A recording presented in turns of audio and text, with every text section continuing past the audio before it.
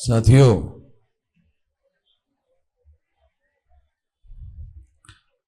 आज भोन स्तूप बचाने के लिए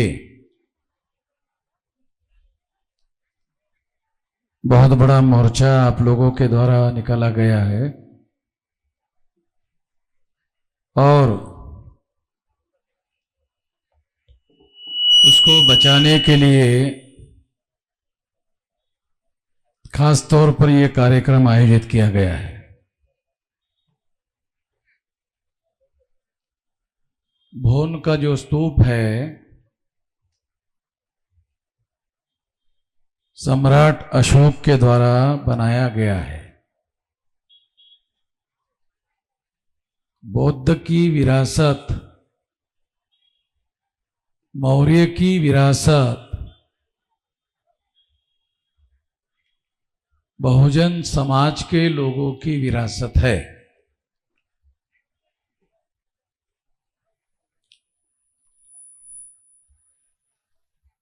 केवल मात्र जिन जाति के लोगों ने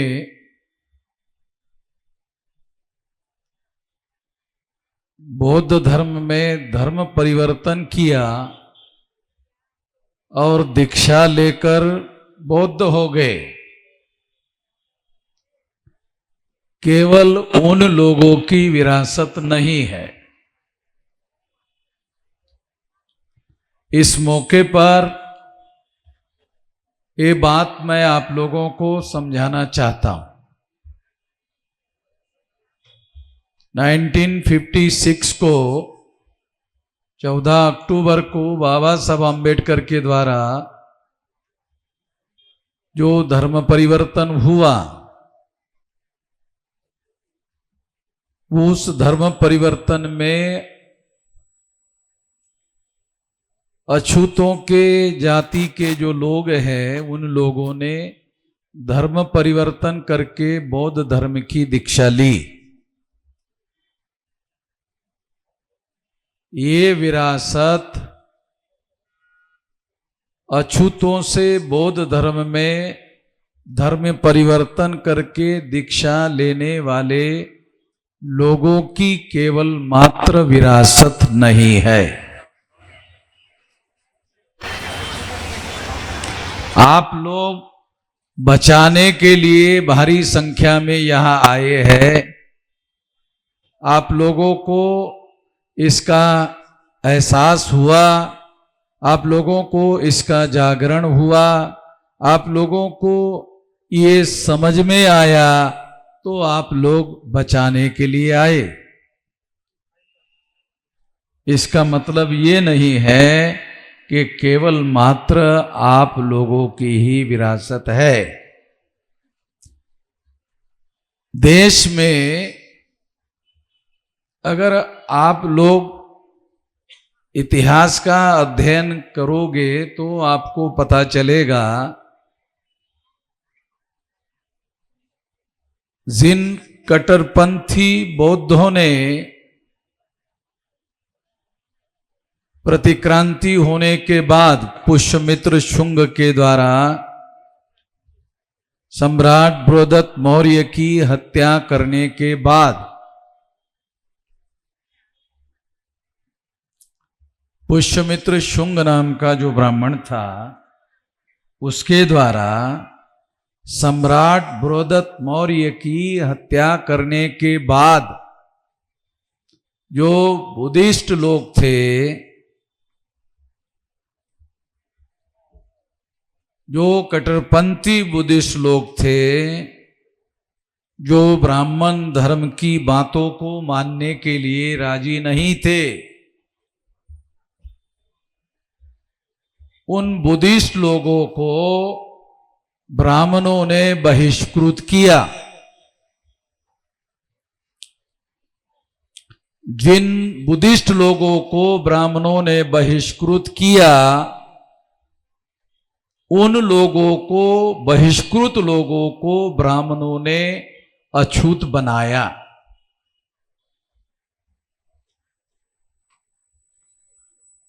तो जो 14 अक्टूबर को धर्म परिवर्तन करके बुद्धिस्ट हो गए, वो इतिहास काल में पहले से ही बुद्धिस्ट थे। जिनको अछूत बनाया गया वो कट्टरपंथी बुद्धिस्ट थे, ब्राह्मणों की बातों को मानने के लिए राजी नहीं थे, इसलिए उनको बहिष्कृत किया। वो बहिष्कृत होने के बाद अछूत बनाए गए थे। वो सारे के सारे लोग बुद्धिस्ट थे। यह बात बाबा साहब आम्बेडकर ने अनटचेबल नाम का जो ग्रंथ लिखा उसमें प्रमाण के साथ प्रमाणित किया। मैं आप लोगों को अनुरोध करना चाहूंगा कि बाबा साहब आम्बेडकर के द्वारा लिखा गया अनटचेबल नाम का जो ग्रंथ है, अंग्रेजी का अनटचेबल शब्द ये अछूत के लिए प्रयोग में है, लाया हुआ है। उस ग्रंथ में बाबा साहब आम्बेडकर ने ये प्रमाणित किया कि ये जो आज के अनटचेबल लोग हैं ये पहले के बुद्धिस्ट लोग हैं। ये बाबा साहब आम्बेडकर ने जो 2 ग्रंथ लिखे उसमें एक ग्रंथ है हु वेर द शूद्रास, जो वर्णा सिस्टम में चौथे वर्ण का जो शूद्र वर्ण है वो पहले के कौन थे,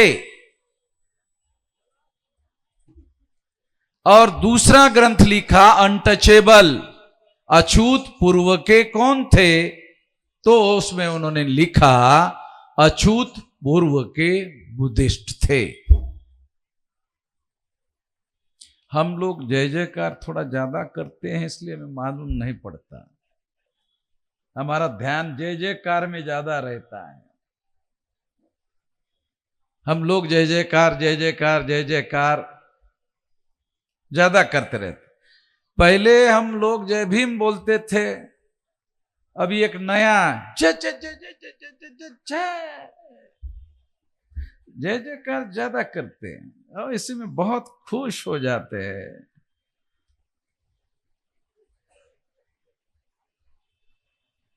साधु कहते हैं, साधु कहते हैं, साधु कहते हैं। साधु का मतलब ठीक है, ठीक है, ठीक है। ठीक होता तो यहां काहे के लिए आते?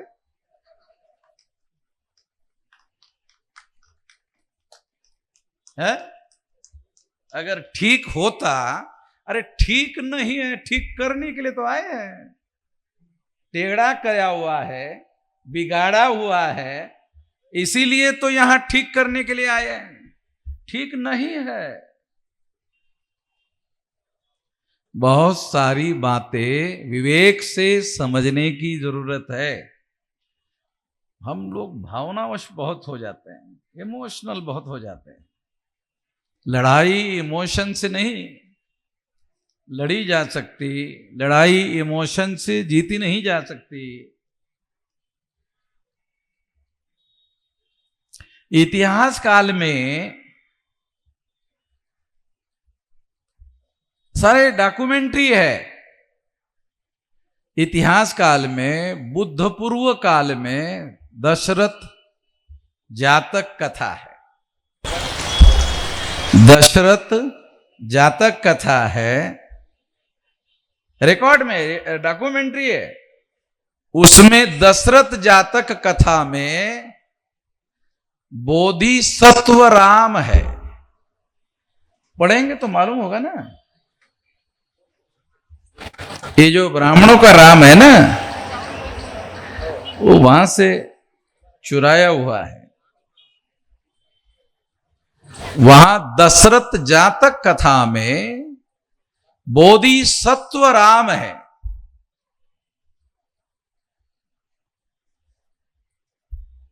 तो जो ब्राह्मणों के पास आजकल राम है वो उन्होंने वहां से चुराया हुआ है। ब्राह्मणों का कुछ नहीं है। जो लोग विदेश से भारत में आए हैं उनका भारत के धरती पर क्या होगा? उनका कुछ नहीं है, वो तो यहां के है ही नहीं। तो उनका क्या होगा? उनका क्या होगा? उनका कुछ नहीं है। तो इसलिए हम लोगों को जो इतिहास की तमाम बातें हैं उसको सही सही तरीके से समझने की, जानने की और उस पर अमल करने की जरूरत है। अब ये जो विराट हम लोगों का साम्राज्य था, नाग लोगों का साम्राज्य था, नाग लोगों का ही साम्राज्य था जिन्होंने बुद्ध को राजाश्रय दिया। इतिहास को ठीक से पढ़ लो, समझ लो। ये सारे नाग लोग थे, सारे राजा। इतिहास के सबूत है।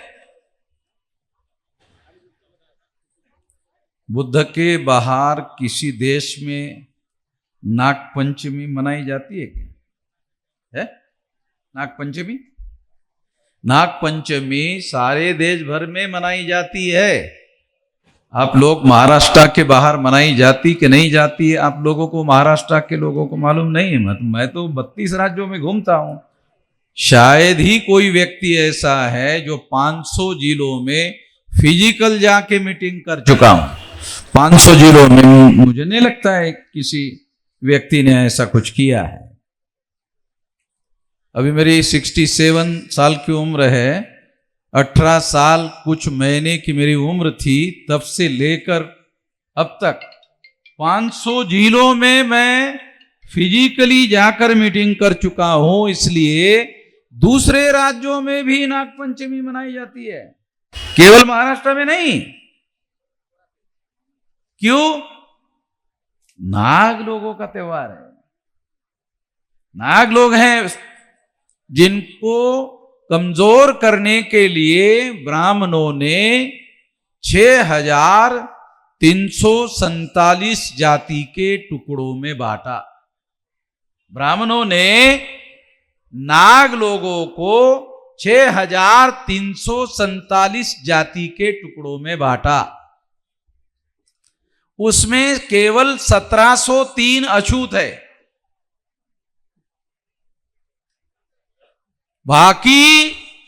तमाम बाकी जो जाति के लोग हैं वो सारे अदर बैकवर्ड क्लासेस के लोग हैं, ओबीसी के लोग हैं।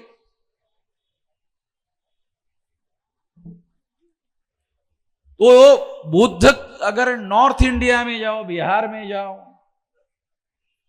में जाओ, उत्तर प्रदेश में जाओ, तो बुद्ध की जो जाति है, आज जो लोग कहते हैं, तो वो तो सारे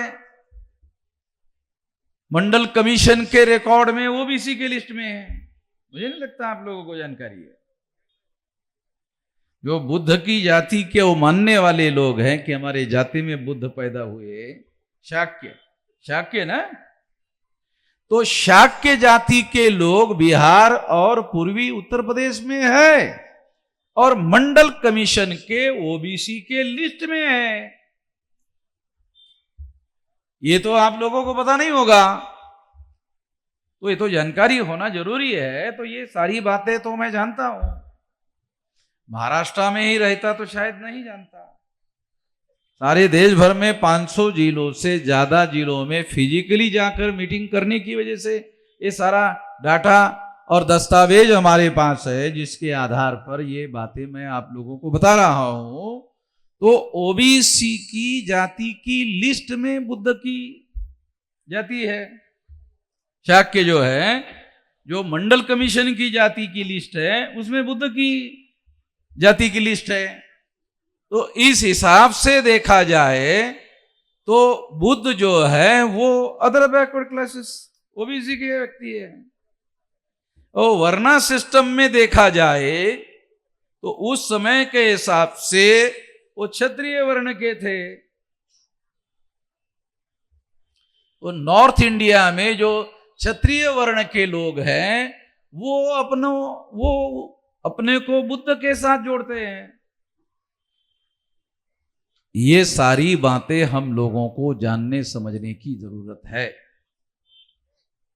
ये इसलिए मैं आप लोगों को बता रहा हूं क्योंकि आपने बुद्ध की विरासत को जाना, समझा और समझकर स्वीकार किया, इतने भर से ये लक्ष्य और ये काम पूरा होने वाला नहीं है।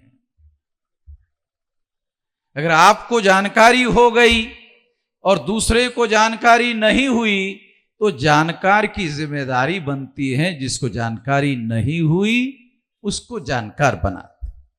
अगर आपको जीवन का नया रास्ता मिल गया और दूसरे अंधेरों में घूम रहे हैं तो जिनको रास्ता जीवन का मिला उनकी जिम्मेदारी बनती है कि वो दूसरों को रास्ता दिखाए। इससे काम होगा। अगर कन्वर्टेड लोगों की संख्या के हिसाब से देखा जाए तो जो महाराष्ट्र में जो जाति के लोग कन्वर्ट हुए, धर्म परिवर्तित हुए, भारत की तमाम संख्या में उनकी संख्या 1% भी नहीं है। तो 1% लोग अगर बुद्धिस्ट हो गए तो भारत बौद्धमय कैसे होगा? तो हम लोग बहुत भावनावश बहुत हो जाते हैं। तथ्य कुछ और ही है और हम भावनावश बहुत हो जाते हैं। तो भावनावश होने से ये लक्ष्य पूरा नहीं हो सकता। दिमाग को संतुलित रखना पड़ेगा, शांत रखना पड़ेगा, प्लानिंग बनाना पड़ेगा और ये विचारधारा बहुसंख्य लोगों की विचारधारा जिनकी विरासत है, बहुसंख्य लोगों की विरासत है। बुद्ध की विरासत चरत भिक्कवे चारिकं बहुजन हिताय बहुजन सुखाय। ये तो मेरा शब्द नहीं है, ये तो बुद्ध के पाली भाषा का है। तो ये बहुजन की विरासत है। तो बहुजन की विरासत का मकसद, बहुजन की जो उद्देश्य है, विरासत है, वो बहुसंख्यांक लोगों तक पहुंचाना होगा, बहुसंख्यांक लोगों के दिमाग तक पहुंचाना होगा और उनको उस विचारधारा का बनाना होगा। उसके बाद ही वर्ण के आधार पर चलाई जाने वाली व्यवस्था ब्राह्मणों की और 6347 जाति के टुकड़ों में बांटी हुई हमारी प्रजा को जगाया जा सकता है, जगे हुए लोगों को जोड़ा जा सकता है, जोड़े हुए लोगों से संगठित शक्ति का निर्माण किया जा सकता है और संगठित शक्ति का उपयोग और प्रयोग परिवर्तन के लिए किया जा सकता है। दिमाग को शांत रखना पड़ेगा, बहुत शांत रखना पड़ेगा। परिवर्तन भावनावश होने से नहीं होगा और इसलिए संगठित शक्ति से बदलाव होगा। दुनिया में कहीं पर भी कोई भी बड़ा बदलाव कहीं पर भी संगठित शक्ति के बगैर नहीं आया है, कहीं पर भी नहीं आया है। दुनिया में जो बड़े बदलाव आते हैं वो केवल मात्र संगठित शक्ति के बल पर आते हैं और इसीलिए संगठित शक्ति का बल हमको निर्माण करना होगा। जैसे बुद्ध ने प्रचार करने वाले भिक्षु पैदा किए। अगर आपके घर में 2 बच्चे हैं, आपके घर में 2 बच्चे हैं, वो एक बच्चे को इस विरासत का प्रचार प्रसार करने के काम पर लगाओ।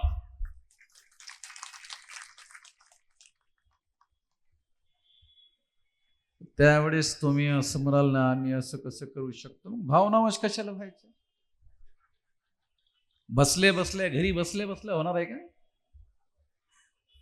बुद्ध ने पूरा जीवन लगाया, अशोका ने लगाया, तमाम लोगों ने लगाया, जो भिक्षु होते हैं वो जीवन लगाते हैं, पूरी जिंदगी लगाते हैं, तब होता है बदलाव। ऐसे लाखों लोगों की जिंदगी को बुद्ध ने लगाया, भारत के बाहर भेजा, तब जाकर दुनिया में बुद्ध के विचार का सारे दुनिया में प्रचार प्रसार हुआ और बुद्ध के भारत के आसपास के तमाम विदेशी देश आज भी बुद्धिस्ट हैं। तो इसलिए मैं आप लोगों को ये भी अनुरोध करना चाहता हूं कि ये मामला केवल मात्र भोन स्तूप का नहीं है। बुद्ध की विरासत केवल मात्र भोन में है और भारत भर में नहीं है। गलत बात है। भारत के बाहर भी, पाकिस्तान में भी है। भारत के बाहर, क्योंकि पाकिस्तान क्या है, 14 अगस्त 47 को बना है, भारत ही ना है। बांग्लादेश अभी अभी बना, ये भी तो भारत में ही है। तो बांग्लादेश में भी है, वो मुस्लिम देश है, मगर वो जो स्ट्रक्चर है वो कहां जाएगा, वो तो रहेगा ना। तो इसलिए हम लोगों को जितना हम ज्यादा संगठित होते हैं उतनी ज्यादा शक्ति निर्माण होते हैं, और जितनी ज्यादा शक्ति निर्माण होती है उसके हिसाब से हम लोग परिवर्तन कर सकते हैं। तो इसलिए मैं आप लोगों को अनुरोध करता हूं कि अपने अपने गांव में जो एससी, एसटी, ओबीसी, माइनॉरिटी के लोग हैं, उन सभी लोगों को आपस में जगाने का, जोड़ने का, संगठित शक्ति निर्माण करने का काम यहां आप लोग आए हैं। कोशिश करो। आपको निश्चित दिक्कतें आएगी, समझाने के लिए दिक्कत आएगी, लोगों को जोड़ने में दिक्कत आएगी। हमारे लोग आपको ट्रेनिंग देंगे, प्रशिक्षण देंगे। बगैर ट्रेनिंग से नहीं होगा, बड़ा काम है। तो इसलिए इसमें हमारे लोग आपको आपके गांव में आकर ट्रेनिंग देंगे, किस तरह के से करना है, तो और ज्यादा हमारी ताकत बढ़ेगी। हमने ये इतनी बड़ी रैली की, और रैली करने की वजह से वो डैम का पानी वहां आना बंद हो जाएगा, कैसे होगा? मुझे तो नहीं समझ में आता है कैसे होगा। हम लोगों को कुछ और भी करना होगा। तो पानी हम यहां इकट्ठा हुए, पानी वहां आने से रुकेगा कैसे? हम तो यहां इकट्ठा हुए ना, पानी निवेदन दे दिया कलेक्टर को, तो सरकार के पास उसका इलाज है। मान लो जो पानी के दरवाजे हैं बंद कर देंगे, पानी के दरवाजे बंद कर देंगे तो पानी इकट्ठा होगा। पानी के दरवाजे खुले ही रहेंगे तो पानी आगे बहता चला जाएगा, डूबेगा नहीं। है तरीका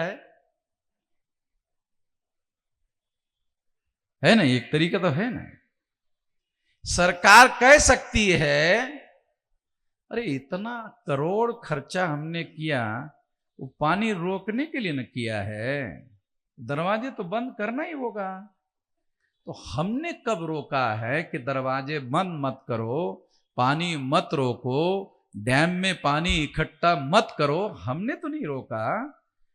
हमारा केवल इतना कहना है कि वो हमारे देश की बहुत महान विरासत है, वो डूबना नहीं चाहिए। सरकार के पास इतने रिसोर्सेस है, डैम का पानी भी इकट्ठा हो सकता है और डूब भी नहीं सकता। सरकार के पास इतने रिसोर्सेस है कि डैम में पानी भी आ सकता है, इकट्ठा भी हो सकता है, और वो स्तूप डूब भी नहीं सकता। सरकार चाहे तो ऐसा कर सकती है। अगर सरकार का दिमाग नहीं चलता है तो मेरे से सलाह ले। मैं आप सभी लोगों के सामने आश्वस्त करता हूं कि एक नया पैसा चार्ज नहीं लगाऊंगा बुद्धि का। वैसे वो बहुत महंगी है, बुद्धि का चार्ज बहुत महंगा होता है। सुप्रीम कोर्ट में वकील बुद्धि से न लड़ता है, बहुत पैसा लेता है। तो मैं इस काम के लिए, इस विरासत को बचाने के लिए तो मेरे पास है, तो मैं सरकार को इसके लिए बुद्धि देने के लिए तैयार हूं, मुफ्त में देने के लिए तैयार हूं। और सरकार चाहे तो ऐसा कर सकती है, और पानी का पानी भी इकट्ठा होगा। डैम जिस मकसद के लिए बनाया, वो किसानों के जमीन को पानी भी मिलेगा, लोगों को पीने के लिए भी पानी मिलेगा, और ये विरासत भी बची रहेगी। दोनों बातें की जा सकती है। सरकार के पास तमाम रिसोर्सेस हैं, ऐसा सरकार को मेरा अनुरोध है। अनुरोध का मतलब है रिक्वेस्ट है। हमारे लोगों को अनुरोध बहुत शुद्ध हिंदी है, समझ में नहीं आएगा। रिक्वेस्ट अंग्रेजी है, जल्दी समझ में आ जाता है। हमारे लोगों का भी बड़ा अजीब है, अंग्रेजी जल्दी समझ में आती है, हिंदी नहीं समझ में आती है, जो हमारी राष्ट्रभाषा है। तो मैं आप लोगों को और आप लोगों के द्वारा सरकार तक ये मैसेज पहुंचाना चाहता हूं, इसे बचाया जा सकता है, दोनों काम हो सकते हैं। मेरा कोई ऑब्जेक्शन नहीं है कि भाई ये पानी इकट्ठा नहीं होना चाहिए, कर लो, क्योंकि वो भी जनता के टैक्स से इकट्ठा किया हुआ पैसा है, जो खर्चा होके डैम बनाया गया है, वो भी वेस्ट नहीं जाना चाहिए। तो रास्ता है, रास्ता निकाला जा सकता है। तो साथियों, मैं बहुत लंबी बात किए बगैर, क्योंकि ये आप लोगों की भावना, हम सब लोगों की भावना बचाने की विरासत है। कोई विरासत कोई छोटी मोटी बात थोड़ी है। फिर ये अशोका के द्वारा बनाई हुई विरासत है, ये बहुत विराट विरासत है।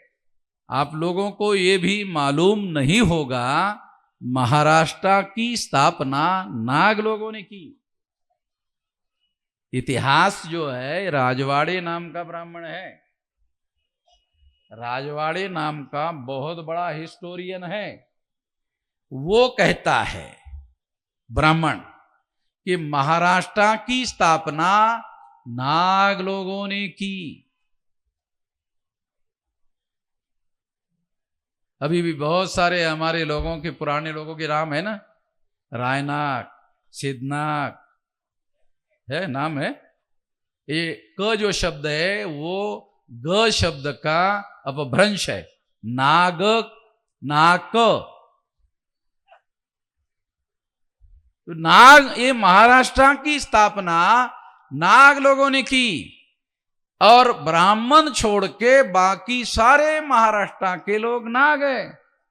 यहां केवल बैठे हुए नहीं, सारे महाराष्ट्र के जो लोग हैं, बहुत सारे हमारे लोग गौरव से अपने लोगों के बच्चों के नाम नाग के ऊपर रखते हैं, अपने बच्चे के नाम नाग शब्द को जोड़कर रखते हैं। बहुत सारे माँ बाप अपने लड़कियों के नाम में भी नाग शब्द लगाते हैं। महाराष्ट्र में आज भी मैं ये जानता हूं, मेरी सगी बहन का नाम जो है वो नाग शब्द के साथ में बना हुआ है। तो मैं जानता हूं, ये परंपरा से, हजारों सालों की परंपरा है, ये परंपरा से आता है। और ये परंपरा जो है वो पीढ़ी दर पीढ़ी, पीढ़ी दर पीढ़ी, पीढ़ी दर पीढ़ी प्रवाहित होती है, जैसे पानी प्रवाहित होता रहता है। तो इसलिए ये महाराष्ट्र की स्थापना नाग लोगों ने की, नाग लोग महाराष्ट्र के संस्थापक है। तो ये सामान्य विरासत नहीं है, और ये शब्द भी कितना अजीब है, महाराष्ट्र। अरे ये तो देश से पड़ा है क्या, मगर नाम महाराष्ट्र। राष्ट्र ही बहुत हो गया था, राष्ट्र शब्द ही बहुत हो गया था, महाराष्ट्र कुछ तो इतिहास रहा होगा कि महान लोगों के राष्ट्र के संदर्भ में ये अर्थ आता है। इसलिए मैं आप लोगों को याद दिला रहा हूं कि निश्चित रूप से महाराष्ट्र का इतिहास महान लोगों का इतिहास है और इस इतिहास को बहुत बारीकी से जानने समझने की, प्रिजर्व करने की और इसे आगे बढ़ाने की जरूरत है। इस काम में हम लोग लगे हुए हैं और इसीलिए हम लोगों ने जो राष्ट्रीय अल्पसंख्यक मोर्चा नाम का संगठन बनाया, राष्ट्रीय अल्पसंख्यक मोर्चा, इसमें तमाम प्रकार के मुस्लिम, सिख, ईसाई, बुद्धिस्ट, जैन, लिंगायत 6 धर्म के लोग राष्ट्रीय अल्पसंख्यक मोर्चा में शामिल है। मुस्लिम, सिख, ईसाई, बुद्धिस्ट, जैन, लिंगायत। इसमें बुद्धिस्ट एक है जो बुद्धिस्ट लोगों का कार्यक्रम है। तो ये राष्ट्रीय अल्पसंख्यक मोर्चा में इस तरह के केवल बुद्धिस्ट लोगों के कार्यक्रम नहीं हो रहे, तो मुस्लिम, सिख, ईसाई के भी कार्यक्रम हो रहे हैं, बुद्धिस्ट, जैन, लिंगायत के भी कार्यक्रम हो रहे हैं। ये सारे हमारे लोग हैं।